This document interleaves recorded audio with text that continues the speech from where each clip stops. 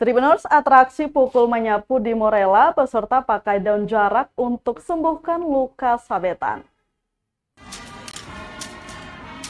Atraksi pukul menyapu di negeri Morella, Kecamatan Lehitu, Kabupaten Maluku Tengah atau Malteng, Maluku, baru saja digelar Senin 9 Mei 2022 kemarin.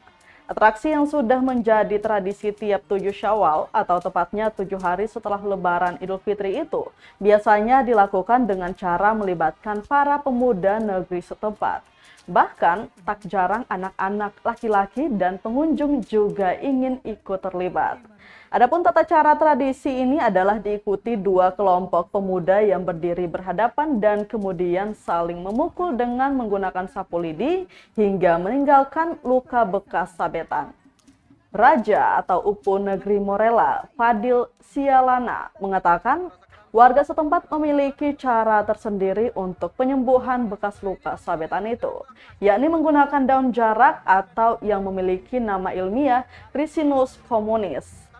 Menurut dia, warga setempat sudah turun-temurun mempercayai khasiat dari daun jarak untuk penyembuhan luka sabetan itu sendiri.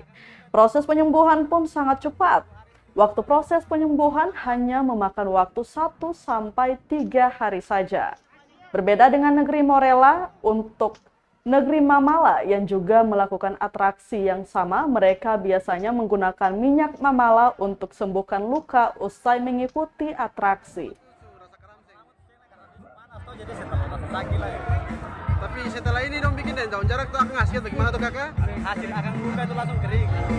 Dalam jangka 2 hari sudah bisa. Tapi iya, hasil daun jarak itu pada saat setelah selesai mereka cuma oles getah daun jarak untuk mengoles yang luka terbelah itu.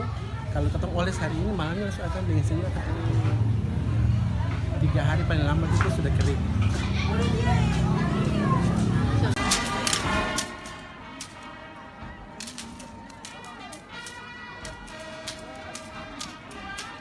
Terima kasih sudah nonton. Jangan lupa like, subscribe, dan share ya.